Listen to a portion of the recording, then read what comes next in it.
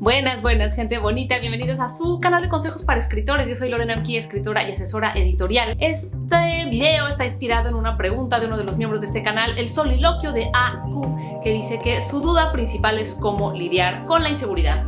Y les voy a leer lo que dice. Dice: mi mayor duda tiene que ver con cómo vencer la inseguridad. Ni siquiera sé si quiero mostrar la historia que deseo escribir y que lleva años rondándome en la cabeza, pero la idea de que voy a hacerlo mal me impide escribir una sola letra. Me imagino que no hay recetas al respecto, tal vez solo quería desahogarme.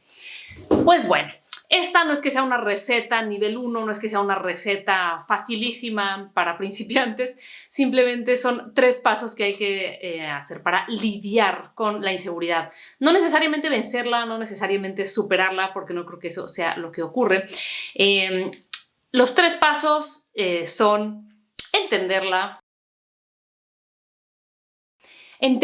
¿Por qué? Porque ese es el primer paso siempre para vencer cualquier cosa, ¿no? Y para superar cualquier cosa, cualquier defecto, cualquier miedo, cualquier cosa, primero hay que entenderlo.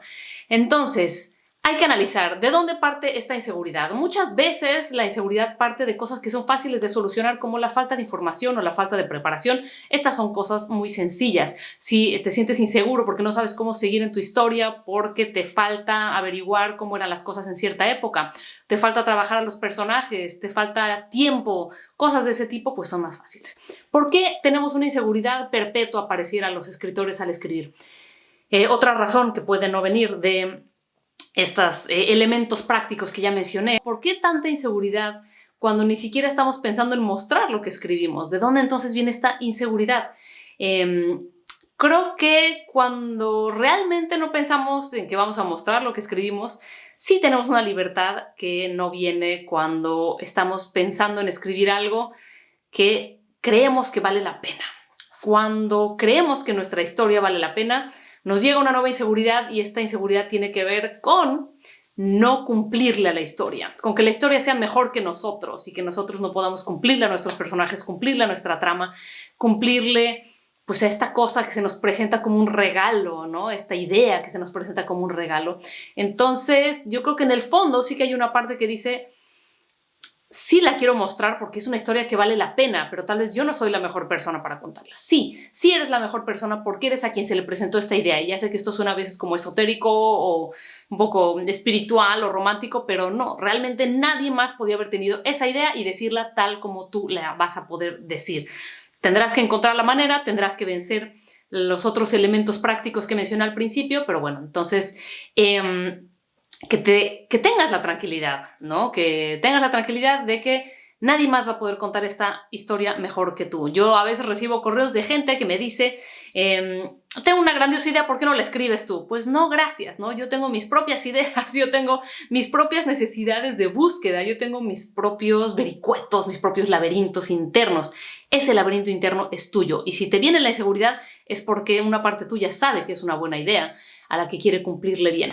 Luego, la tercera razón, ¿no?, que podría causarte esta inseguridad es esta unión que hay entre el arte y el artista, que no hay entre todas las profesiones y la gente que los ejerce necesariamente. Muchas veces sí, pero no siempre.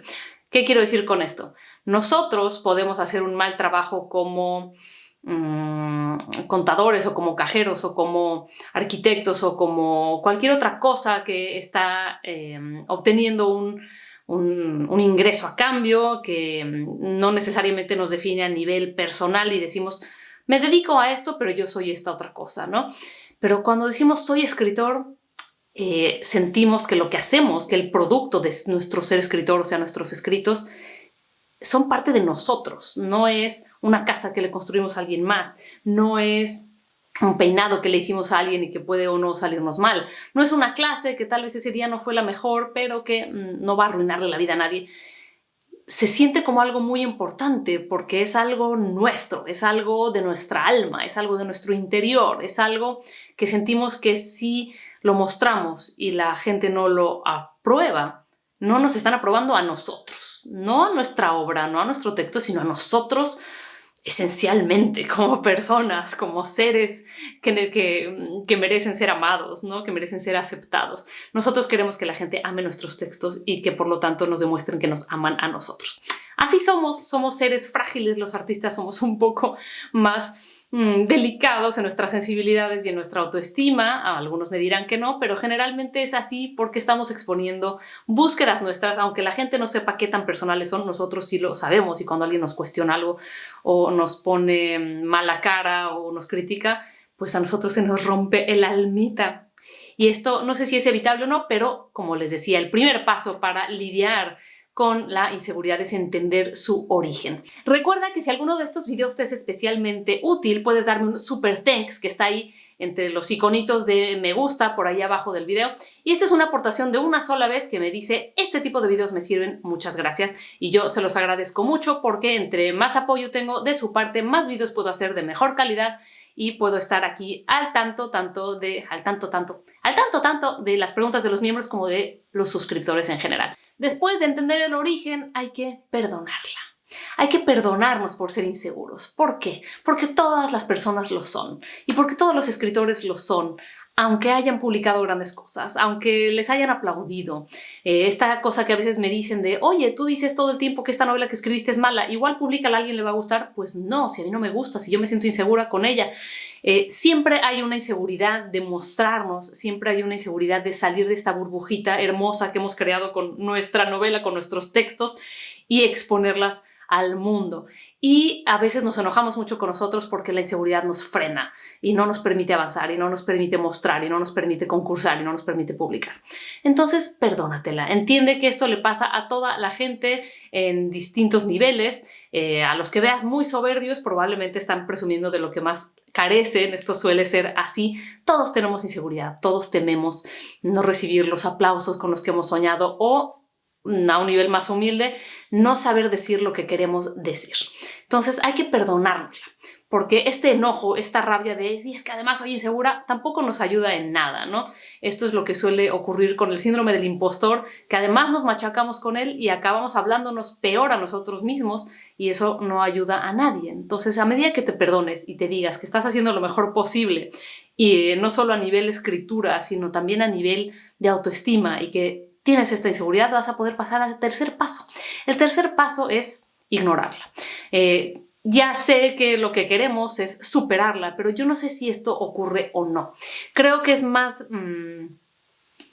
real decir que aprendemos a ignorar estas voces del cacafurris en nuestra oreja que nos dice que no valemos, que nuestra historia no vale, que nosotros nunca lo vamos a lograr, que mejor nos dediquemos a otra cosa, que tiremos eso a la basura. Creo que a lo que se aprende es a ignorar esas voces y a seguir adelante, ¿no? Como ustedes saben, hace muchos meses, hace 5 o 6 meses, tuvimos un accidente de escalada, mi marido y yo, y él se rompió el pie. Y teníamos mucho miedo, mucha fobia de volver a la montaña después de esto, ¿no? Y me decían: bueno, ¿por qué no esperas más? Y yo decía: no, porque hay que quitárselo de encima, porque ese miedo tal vez no se va a ir jamás, ¿no? Y a mí a veces cuando estoy arriba y veo hacia abajo me da miedo. Entonces, pues no veas hacia abajo cuando no tengas que ver hacia abajo. No estés cuestionándote cómo llegaste hasta ahí. No estés cuestionándote si ese es el agarre correcto. Tú simplemente sigue adelante e ignora esas voces. Las voces van a seguir ahí. ¿Por qué? Porque también nos ayudan. Las dudas, las preguntas, la humildad también nos ayuda a ser mejores escritores y nos ayuda a ser mejores personas, ¿no? Si tenemos una certidumbre siempre de cómo somos y de que siempre estamos haciendo lo mejor, pues tal vez ahí no hay lugar para el aprendizaje. Entonces está bien a veces dudar, está bien, volviendo a la analogía de la escalada, tener mucho cuidado, ¿no? Estar bien asegurados y todo esto, pero seguir adelante de todas maneras, ¿no?